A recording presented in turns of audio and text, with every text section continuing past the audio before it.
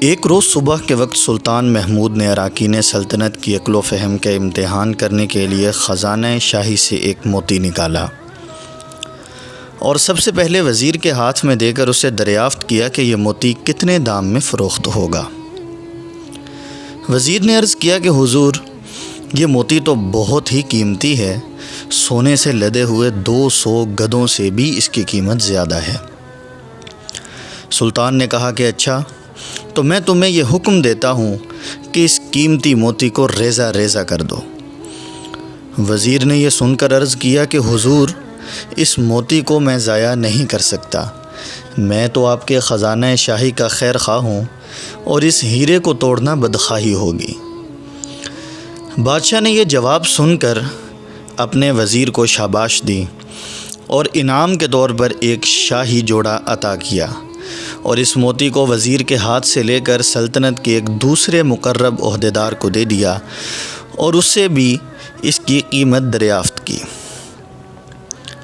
مقرب عہدیدار نے کہا کہ حضور، اس بیش بہا موتی کی قیمت آپ کی آدھی سلطنت ہے، خدا اس موتی کو محفوظ رکھے۔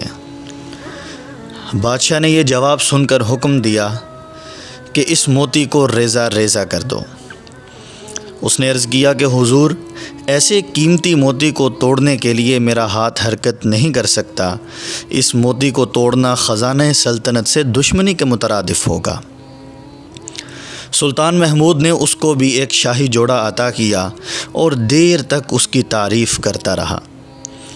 غرض اسی طرح بادشاہ نے 65 اراکین سلطنت کو باری باری طلب کر کے یہی معاملہ کیا اور ہر ایک نے وزیر کی تقلید کی اور شاہی جوڑا حاصل کرنے کے ساتھ ساتھ سلطان سے تعریفی کلمات بھی حاصل کیے۔ بادشاہ جب سب کا امتحان کر چکا اور انعامات دے چکا تو آخر میں اس نے ایاز کو طلب کیا اور موتی کو اس کے ہاتھ پر رکھ کر کہا کہ اے ایاز، ہر ایک نے اس موتی کو دیکھا، تو بھی اس کی شعاؤں اور چمک کو دیکھ لے اور غور کر کے بتا کہ اس کی کیا قیمت ہوگی۔ ایاز نے موتی کو اپنے ہاتھ میں لیا اور خوب غور سے اس کو دیکھنے کے بعد عرض کیا کہ حضور، جس قدر قیمت اس موتی کی عرض کروں گا، یہ موتی اس سے بھی کہیں زیادہ گراں اور بیش قیمت ہوگا۔ بادشاہ نے حکم دیا کہ اچھا، تو فوراً اس ہیرے کو توڑ دے اور بالکل ریزہ ریزہ کر دے۔ ایاز سلطان کا مزاج شناس تھا اور سمجھ رہا تھا کہ بادشاہ اس وقت امتحان کر رہا ہے۔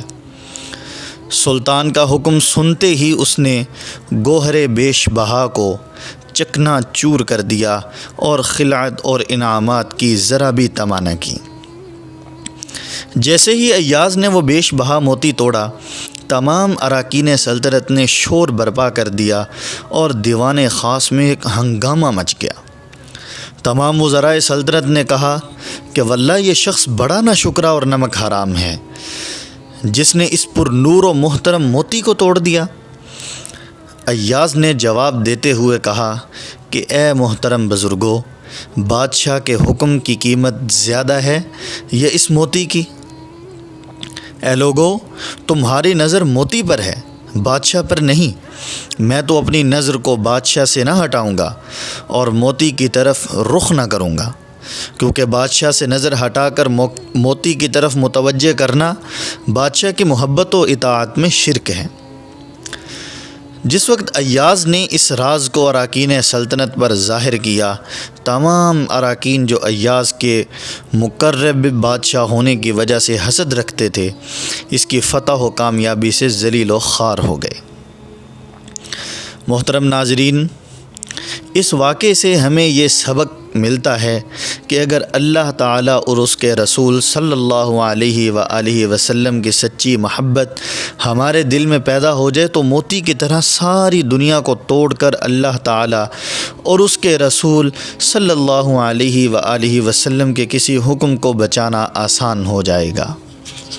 یہی وہ محبت ہے کہ جس کی برکت سے دنیا کی پرکشش مراعات اور رونقوں کو شریعت کے احکام کے مقابلے میں خیر آباد کرنا آسان ہو جاتا ہے۔ صلی اللہ علی محمد صلی اللہ